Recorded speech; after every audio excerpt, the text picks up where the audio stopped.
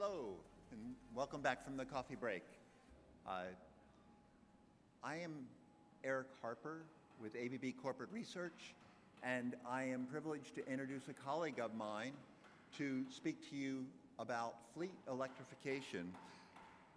Rob Massoudi is Group Vice President for Digital Consulting and Accelerators at ABB. Rob works with end customers and internal organizations to envision, create, and deliver innovative technology-enabled business strategies, solutions, and business models. Rob's background spans software and systems, product development, strategic partnerships, technology-led business strategy consulting for the Fortune 500 general management, operations, and corporate development. He holds a bachelor's degree in computer science and mathematics and is a published author. With over 25 years in information technology, including hardware systems, software, networking, and communication products, Rob is an innovative executive and operational management of global enterprises. Executive and entrepreneur with experience ranging from founding startups to executive and operational management of global enterprises. He has held leadership positions at Amdahl Corporation, Sun Microsystems, Dell, Global Business Strategies, Cisco, and Spacetime Insight. Please join me in welcoming Rob Massoudi to the stage.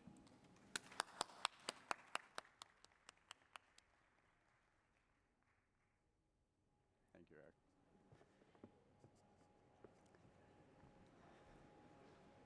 Good morning. Buenos dias. Can I get a show of hands? How many people own electric vehicles? We have a very sparse area here, so I have to look all over. Great, thank you. How many people are thinking about buying an electric vehicle in the next year? Okay.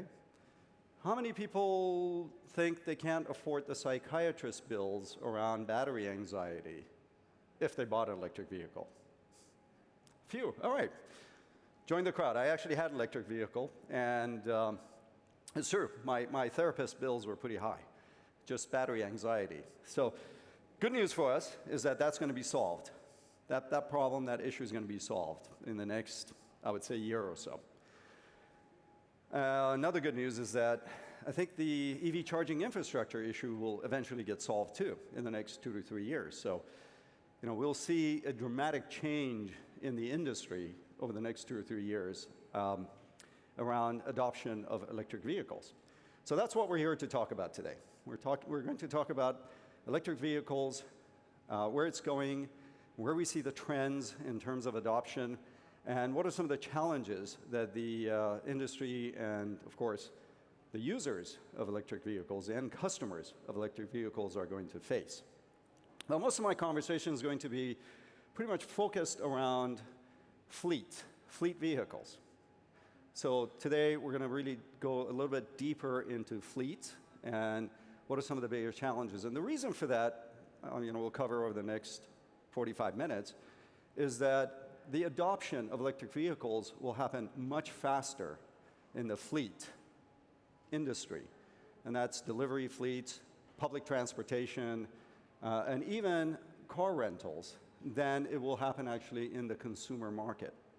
And part of that reason is, some of the anxieties that we feel about adoption in the public infrastructure, particularly around electric EV chargers as a whole.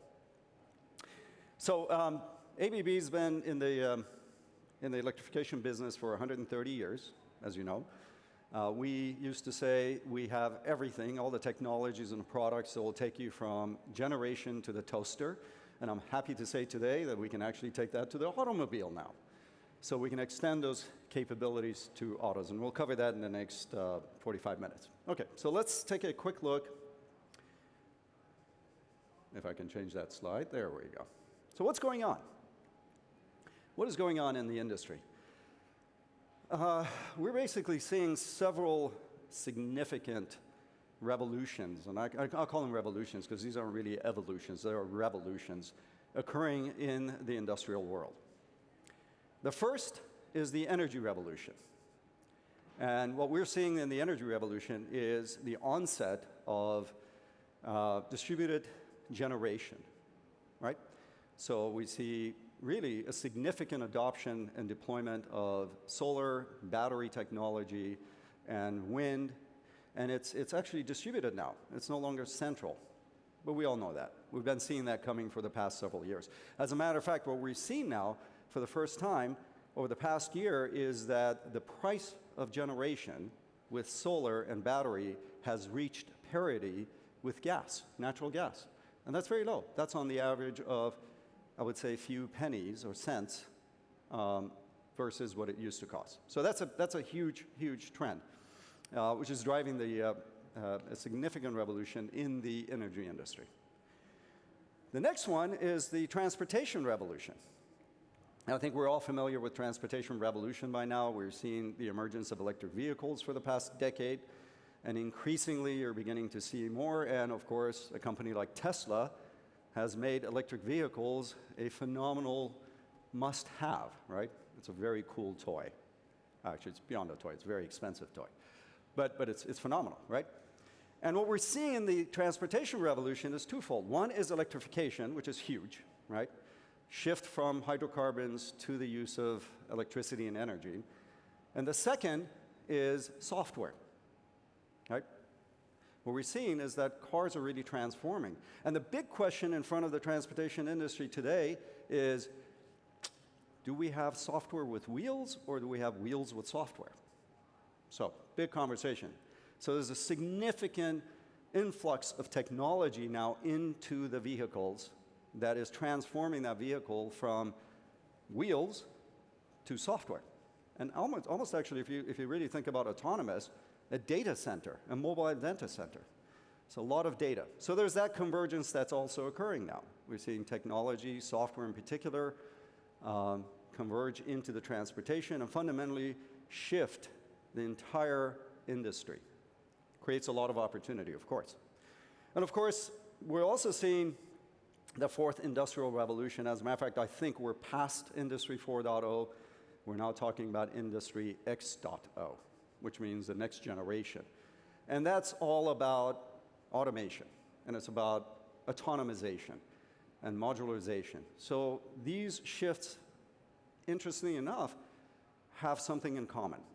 And the common base for all of these is energy, right?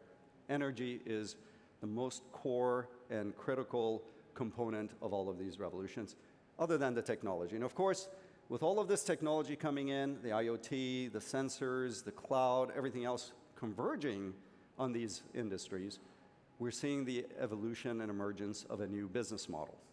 So we'll talk a little about all of these as we go through, because they're all very pertinent to what's going on in the EV, and particularly the focus that we're talking about, which is the fleet. Okay, so where are we at? Where are we in terms of the readiness of the technology? Where are we in terms of readiness of the market? And that's what those traffic lights signify up in the slides. So let's take autonomy.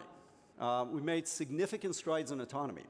So as a matter of fact, I was at a meeting a few weeks ago, and it was the Hydrogen Council meeting.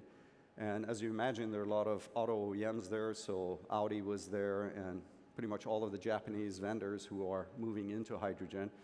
And they basically said that they had tested a level 4, and if you're familiar with the levels, level 4 is fully autonomous vehicle that can actually navigate independently in the highway infrastructure. So they tested a level 4 vehicle that drove 198 kilometers by itself. Now, on the highway, it's not a major thing, but that's pretty impressive. So we're seeing significant miniaturization, all of that technology around sensors, is coming into the car. Analytics, significantly advanced in terms of being able to do that. Tesla actually has been using this and does updates to the autopilot as you drive on a minute-by-minute basis. It goes all up into the cloud. They do the analysis. So if you go over a pothole in the road one day, the next day or next minute, it knows that it's there, and it will actually avoid it. Significant amount of processing capability, right? Again, data centers on wheels. So that one is about another 2 to 3 years off before we begin to see adoption.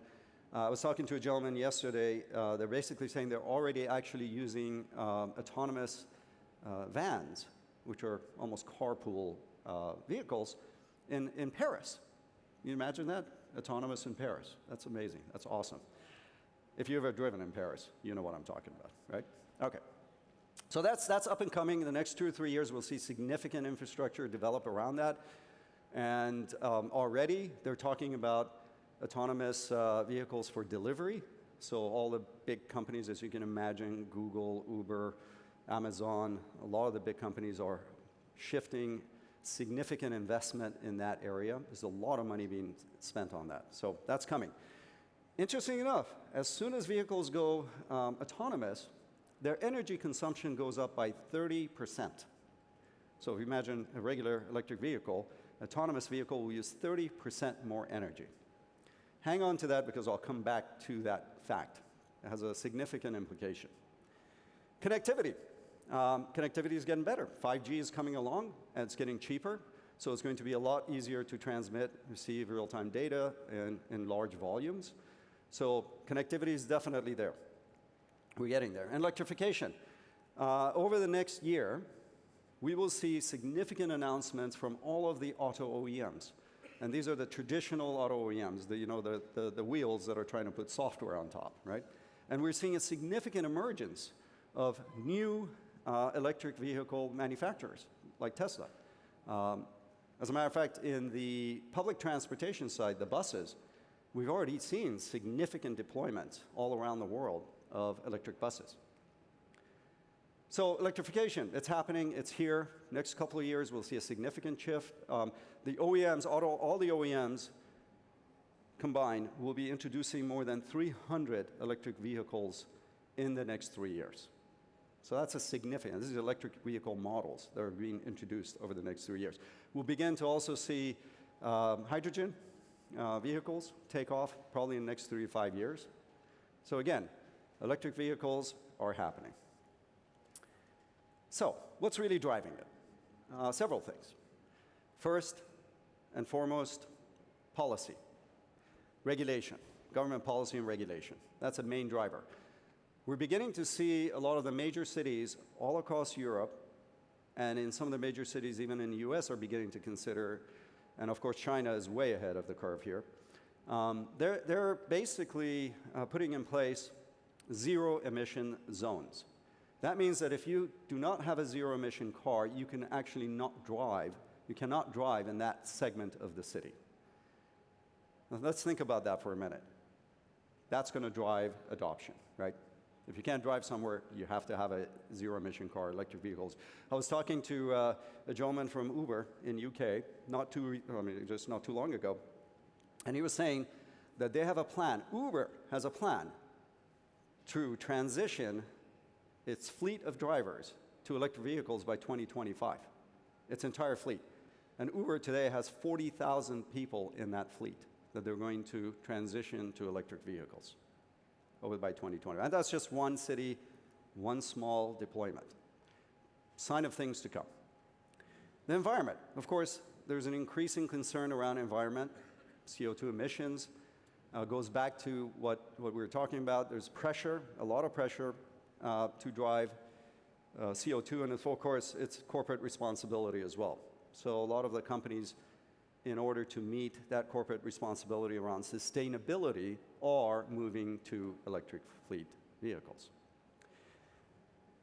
Technology, that's actually the easiest part. So over the past decade, we've seen all of this phenomenal technology, cloud and sensors and analytics, unlimited processing power and squeezed into the size of a Raspberry Pi, which is a device about that big, that can actually, you can run a whole operating system. So we're seeing all that technology really converge into the vehicle. And autonomous, of course, we're all aware of that. So technology's been a driver. But the other big driver is economics and business models. So economics, an internal combustion engine basically has over 2,000 parts within it. as compared to electric vehicle, which has 20. Right? So the cost of maintaining electric vehicles is significantly lower than internal combustion engines, not to mention the energy cost that goes into running it. So significant in terms of the total cost of ownership as far as maintenance and repair is concerned. As a matter of fact, electric vehicles use more, the tires wear out faster, but fundamentally, you don't have to do anything. I had one for 3 years, never maintained it. So that's a big driver as well, economics. And of course, with the economics are the economic incentives that the governments have put in place. So all of this to say that we're going to see a significant adoption. And the chart on the right-hand side basically is that's our analysis of the various countries and the adoption, and again, only for light and medium duty vehicles. So you can imagine that adoption is going to be even more significant. Now, one more data point. We're talking about buses in cities. China has already deployed over 100,000 buses. It's insignificant in China, but it's a fairly large volume if you consider that. We're seeing Paris, London, basically most of the major cities in the US, Germany, they're all moving to deploying electric buses. That total cost of ownership for electric buses is already cost justified based on the savings from diesel fuel alone and maintenance. So we're seeing that segment of the economy move very fast. So we expect that by roughly 2040, 80% of all ICE vehicles will be replaced. ICE's internal combustion engines will be replaced with electric vehicles. That's great, right? Fantastic. Anybody happy about that? No? Yeah, all right. It's fantastic. It's good for the environment. It's good for everything. But it does create some challenges. Now, unfortunately, we won't see that adoption as fast all over the world. Bulk of that adoption is going to be in China. China is going to lead the world, no question about it, when it comes to electric vehicles adoption. A couple of data points. The government's very aggressive in China in doing so. So there are hundreds of billions of dollars being invested in infrastructure in China as we speak for electrification of transportation. China's government also has a mandate now that by 2019, that's next year, 12% of all vehicles manufactured in China, that's a pretty big number, by the way, are going to be electric. And by 2025, 20% of all vehicles will be electric, produced. So China is definitely going to take the lead. Government and regulation is driving it, and incentives and investments. Europe is going to rapidly consolidate. We're beginning to see that happen already. You know, Dieselgate in Germany, a lot of drivers, but that's coming together, and it's really about efficiency. It is about environment. So Europe's beginning to consolidate. We're beginning to see that, and that's the good news. So Europe will be right behind China in terms of adoption. Of course, US will have to wait and see. Because government regulation and environmental concerns are a main driver, and of course investment. So we'll see what happens over the next few years. And of course, eventually the rest of the world will catch up. But the factors are predominantly around government regulation, incentives, and economics. So all of these vehicles are going to be out there. What will happen to our infrastructure? What happens in general? And that's really the big challenge, right? The challenge isn't the development of vehicles. The cost of batteries coming down dramatically. Storage is going down to the point where, getting a vehicle that could give you about 400 kilometers range at a cost below 30,000 euro is very doable within the next year. And OEMs, the electric vehicle OEMs, can actually begin to make money on these vehicles where they hadn't been able to be profitable based on the cost of the battery. So that's happening. That's moving. So what will it do? It will definitely increase the energy demand. I mean, we see that it will increase by 2040 to 4,000 terawatt hours of increased demand. You think utilities would love this, right? Absolutely. It's all that demand. That's a lot of energy. They're putting up major factories all over Europe gigafactories. As a matter of fact, I just visited one in Sweden that will produce around 130 gigawatts of battery. And European demand in the next several years is going to be 400 gigawatts. China is putting mega factories all over Asia and building significant amount of battery. So storage coming down. Also, hydrogen's coming online in the next 5 years. So that's great. So we think we can actually we really see that takeoff of demand, which will probably occur right around, I would say, 2024, 2025. Significant demand. There's also another factor here. These are mobile energy units, right? I mean, these are mobile energy units that carry somewhere around 125 to 150 kilowatt hours, and they're moving from place to place, and they're moving in different times. So that creates another very interesting dynamic, which is load shifting. So that means the demand's going to shift, load's going to shift. It's going to be pretty much anywhere at any time. And that creates a very interesting challenge. As a matter of fact, this is the biggest challenge facing the industry. It's not the cost of the vehicles or the total cost of ownership of the vehicles. It is all around the energy supply and the resilience of that energy supply, as well as the cost of that energy. There's, supplying the cars with that energy. So that's a big unmet need in the industry today. So as a matter of fact, if we look at just the total cost of ownership, McKinsey did an analysis on this. If we just look at the total cost of ownership of the electric vehicle by itself, we'll see that adoption of these vehicles are going to be somewhat staggered and will take a lot longer to achieve. So we just look at these. You see that the long-haul vehicles, somewhere between 2020 to 2025, these are big vehicles, the big lorries, trucks. Regionals, that range is about 200 kilometers. We're started to see that already, the deployment, but we'll see a radical departure between 2020 and 2025. So I'm thinking probably in the next couple of years. And you saw DHL actually purchased Street Scooter, so that's a sign of things to come. And that was very recent. And of course, in the urban, 100 kilometers or so, that's going to happen a lot faster. It's a last mile delivery. So again, this is staggered. So you have a couple of dynamics going on. Government saying you can't drive in these zones unless you have electric vehicles. The OEMs are a little bit behind, and the total cost of ownership isn't quite there. So what's going to accelerate this market? What is really going to drive the adoption? It goes back to the problem that I pointed out earlier, load shifting and the cost of energy as an overall component.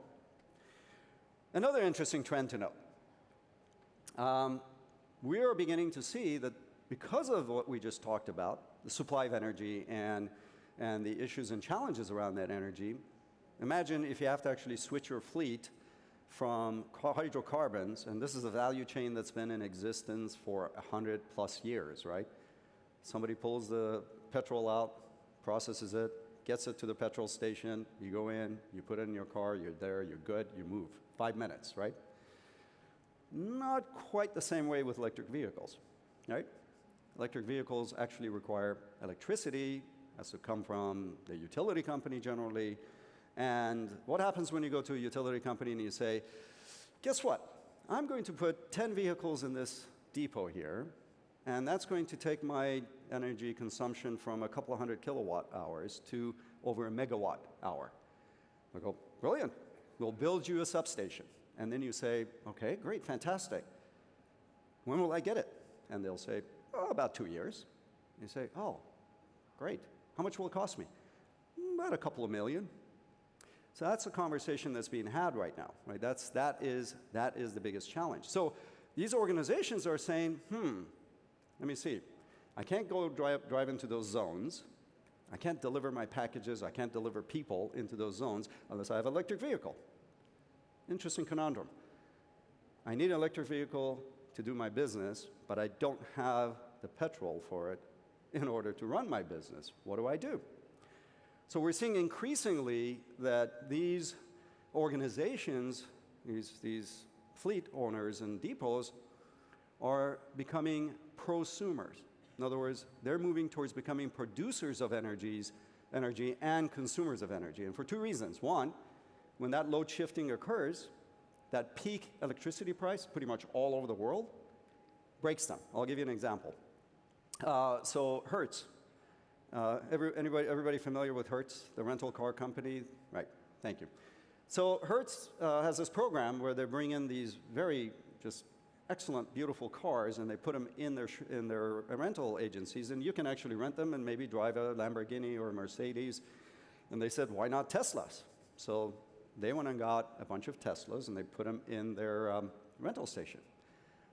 Not a second thought to the energy component. Why? Well, they called somebody, and they said, great, Tesla will bring in, they'll install those nice, beautiful chargers for you, and we'll do all the connectivity for you. It's not hard, we'll do that. And they just woke up after a month, and their electricity bill had increased. So much so, and I'm talking about order of hundreds of thousands, that they basically had decided to rethink that whole strategy. So this is actually now becoming part of the strategy. It's a part of the facility management strategy and part of the fleet management strategy. So now what we're seeing is a convergence between facility and fleet management, because the energy consumption becomes a common challenge and issue. And to solve that, they're moving to becoming prosumers. What does that mean? So they're going to get some energy sources, like maybe renewables. If they have a lot of sunlight, they'll put solar. Maybe they'll put a gas generator, and then they'll put some batteries in there. And that's what they're doing. And here are companies that really, this is not their business. They don't, it's mission critical to them, but it's not core. So how do they solve this problem? And they don't know anything about electricity, right? So this is a big problem. This is the problem around adoption. So we've been focused on this problem for some time now. And we've been working with the fleet owners and operators as well as OEM companies. And I'll talk about why you need to also work with the OEM car manufacturers in a minute to solve this problem. So now once I become a prosumer, how do I manage this environment? What do I do? Do I just go buy all this equipment, put it in there, and produce? And that's not going to work. How do I optimize the economics of this? So these are the questions that the fleet owners are asking. To answer that question, we have to look at the emerging value chain and money flow. So there's definitely an emerging value chain. This value chain is going to replace the hydrocarbon value chain as far as energy and submission of energy to vehicles go, right? So to start with, you have the OEMs, the car OEMs. They're a very important part of this value chain, not only because they produce the vehicles, but because they also produce data from that vehicles. This is the relevance to IoT, right? This is all about IoT. And that data is going to be used in a number of different ways. One is around e-mobility services, and two is going to be used around optimization of this entire value chain. Okay, so money is going to flow in two ways now. One, for electricity, energy, and two, from data. And the OEMs are going to monetize and want to monetize that data and the energy on the vehicle. So there's a lot of discussion around vehicle to grid. It's actually beginning to gain some traction in Europe. It hasn't gained a lot of traction in North America, but it's gaining traction in Europe. There's lots of experiments going on. Vehicle to grid. I have an energy source now that I can actually not only charge when the cost of energy is cheap, but I can actually sell it when the cost of energy is high. So buy low, sell high. Great way to invest. So they're looking at that. So that they're now very interested in this energy exchange. They couldn't do that before with the petrol, right? You got petrol, you got to use it. You can't. Now you can actually connect the vehicle to a grid, and you can sell that energy back. Or you can connect that vehicle to an infrastructure, and you can sell that energy back, or use it for other purposes, right? So this is very big. And of course, telematics and mobility services. The entire business model of OEMs is going to change, and this is a very significant one. They're going from vehicle as a vehicle, which is vehicle as a product, to vehicle as a service. Increasingly, over the next several decades, we'll see that happen. Already, they're making deals with Waymo and Uber and Hertz in order to achieve that. So in the next decade, I doubt if my children will be buying a car. Well, first of all, they don't want to drive. They just want to be on their phone. But I doubt they'll buy a car. Right? You'll just use a car when you need it. You Uber it when you need it. That's the way that the whole industry is shifting. That changes the economics dramatically and makes the OEMs much more interested about what's going on in this new value chain and where there have opportunities to monetize that. So telematics and mobility service is definitely emerging. That's going to be one area. Again, convergence of data and the energy value chain. Of course, charging infrastructure, pretty important, right? Now I'll submit that charging infrastructure will become a commodity over the next several years. It's very important, it's key today. It is mission critical, but it will become a commodity over the next several years. But charging stations will also play a big role in the intelligence of this entire value chain and the monetization of this value chain. Why? Because you can control how much energy is transferred between the various systems with a charging station. So it'll become an interesting control point. But the ones that are really emerging now are around energy management services. So we're beginning to see an entire new market develop, an entire new industry being developed around energy management services. Taking data all the way from the fleet customers, taking data from the grid connectivity and utilities, taking data from the analytics in between, as well as the car OEMs and charging stations, and optimizing this entire value chain. Big optimization opportunity, right? So energy management service is an emerging part of this value chain. We're beginning to see that happen in some of the major cities already. Analytics and digital services become paramount, and I say again, paramount in the management and operations of this entire value chain, as well as monetization of this value chain. So we'll begin to see a whole new breed of analytics developed. And you know, that's already in the wings. Everything from analyzing the behavior of the vehicles, to the behavior of the energy system, to the pricing, to back to the monetization of charging environment and the vehicle itself. Of course, utilities will never go away. They'll be there, so they're part of this value chain. And it's a pretty complex scenario in terms of working with the utilities. And that complexity will, over time, subside because of the energy service providers fundamentally front-ending all of that. And of course, you have the fleet operators and what they care about. I got 100 packages or 1,000 packages. As a matter of fact, if you talk to UPS, they do about 1,500 packages per day, per vehicle. What they care about is driver optimization. They care about loaders. They care about efficiency of how fast they can deliver the packages. That's what they care about. They don't care about all this other stuff. They just have to deal with it. That's what they want. They want to be able to have their vehicles, drive the distance it needs to, the drivers work for 7.5, 8 hours, deliver 1,500 packages, come back. Okay, so now you have this immense complexity.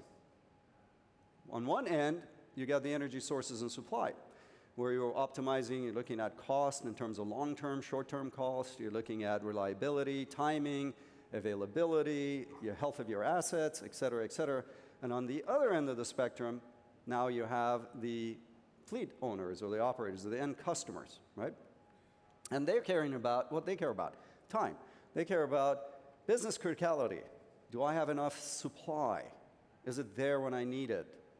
How long does it take me to recharge these things? How fast can I get them in and out of the depot? It's about vehicle asset utilization. It's about people utilization, right? So you have to balance these two. And in between, you have this complexity called the electric utility, right? If you don't do this right, you're going to end up paying a lot of money. And that's going to cost you a lot to really transform your electric vehicle fleet. So this is the complexity. And only digital can address this, right? There's no other way to do it. You need to be able to connect. You need to be able to collect information and data. You need to be able to bring it into the cloud. You need to be able to analyze it. You need to be able to do this across the entire value chain, right? So, and this complexity, of course, requires a simple solution. That's what I love. If you can make complexity less complex, you'll succeed. So it's about reducing the complexity and delivering a solution to this industry for this unmet need. Right. It takes partnerships. It takes an ecosystem, no question. We've been working on this solution for some time now. So first, there's an operational aspect. It's around delivery of energy, making sure that there's enough supply, making sure that it's resilient, It's there when you need it. And making sure that you can actually monetize that energy in both directions, right? Both directions, very important. So for example, a major delivery company in the world has several tractors that are going to be around 500 kilowatt hours to 1 megawatt hour. During the day, they'll probably use 20% of that energy. They want to bring that vehicle back into the depot, connect it to their conveyor belts or their data center, and actually have it run and pay for part of that energy. They're going to be producing solar. They want to be able to take that. They want to balance that between the cost of electricity at that time of day, their load, be able to manage that, right? And optimize it, either for CapEx or OpEx, or for emissions, or for distance, whatever they need. So you need to be able to manage the phasing of that. And then, of course, the business case, really key in all of this. This is a whole new set of contracts with the utilities, a whole new set of business opportunities in terms of both the usage and the monetization of that energy in the vehicle. So managing the risk is big, avoiding the CapEx pitfall is big, and of course reliability and uptime is big. And we at ABB have been working on this solution that provides that. You know, it's both in terms of planning and in terms of operation, being able to, in real time, manage the operation. I need vehicle number 4 charged to 20%, and the source should be battery. Oh no, the source should be my solar. Oh no, wait a minute, gas generator. Or potentially the electric utility company. I have all this excess energy, I want to divert part of this excess energy to running my operation organization. Maybe my data center, maybe my conveyor belts. Oh no, wait a minute, I can actually sell it back to the utility for frequency regulation, voltage regulation, potentially even to whoever wants to buy it at a higher price. Maybe I'll sell it and then use my gas generator. So these decisions have to be made all the time. And I'm doing all of this to optimize my vehicle to leave the depot at 7:30 a.m., run an 8-hour shift, deliver 1,500 packages, and come back again that night. So these are the complexities we have to deal with. You know, there's definitely engineering work involved. There's construction work involved. You know, people have to get involved in putting these things in place. A lot of technology, as you can imagine, that goes in there. And ABB, of course, is in a phenomenal position to do this because we have our products and technologies actually in the entire value chain, all the way from generation to vehicle. You know, we have all of the technology in terms of the hardware and the software and the operational systems that's needed to be able to deliver the solution. Of course, financing, that's another big one. The finance structure is going to change dramatically, right? Because these vehicles are going to be vehicles as a service on one end of the spectrum. They have their entire, operations of those vehicles. That the cost of operating those vehicles is going to change dramatically for the fleet operators. And of course, there's this infrastructure that needs to be put in place now. So who's going to own it? Who's going to manage it? Who's going to operate it? That all needs to be financed in there. So there has to be a finance infrastructure to drive this as well. And of course, complex contracts. There's going to be contracts with the OEMs. There's going to be contracts with the utility companies. These are complex and shifting and changing. So this technology is going to be really critical in terms of enabling them negotiating different and better contracts. So there's an implication there without question. Of course, we talk about digital and the business models. So how are we going to charge for all of this? Do we just do the usual, put all this equipment in, sell the equipment, and move on? Do we provide as a service? Do we provide as an outcome? So all of these conversations are being had. And all of this is enabled because of one thing: digital technology, right? IoT, analytics, sensors. We wouldn't have been able to do this if we didn't have this technology. So it's all coming together now.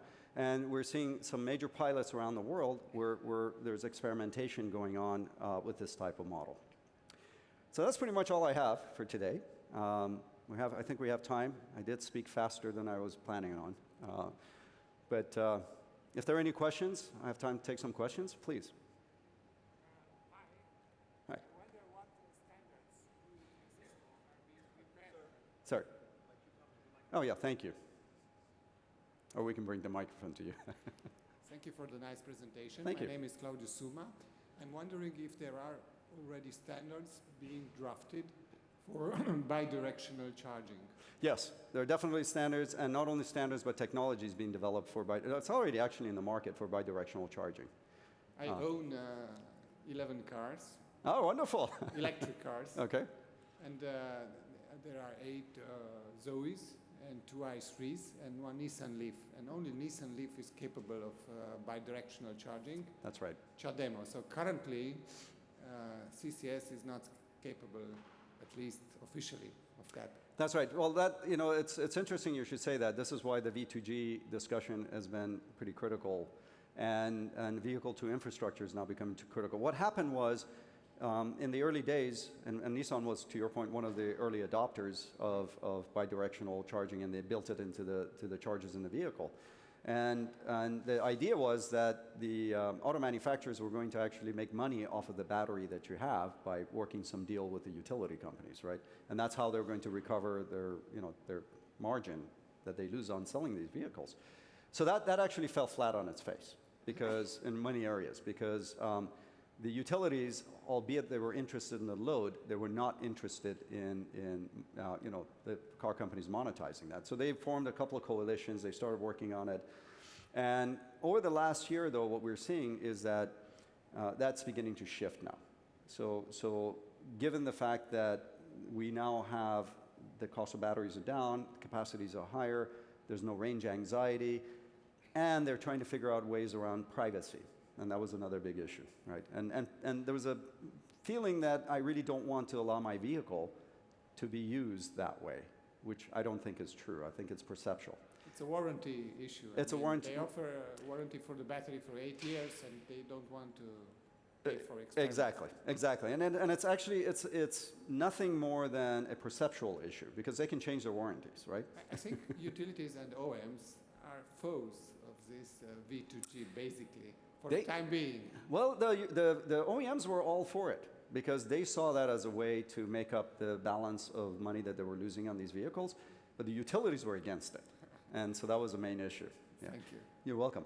But I think that will change. I think that we will see, I mean, the standards are being developed, the technology is there. It's not that expensive to implement it. It's a business case, to your point. Right. Thank you. Any other questions? Wonderful. Well, I'm going to be here if you would like to ask some questions afterwards, if you're shy to ask in a big public forum. Thank you very much. Greatly appreciate your attention here today. Thank you.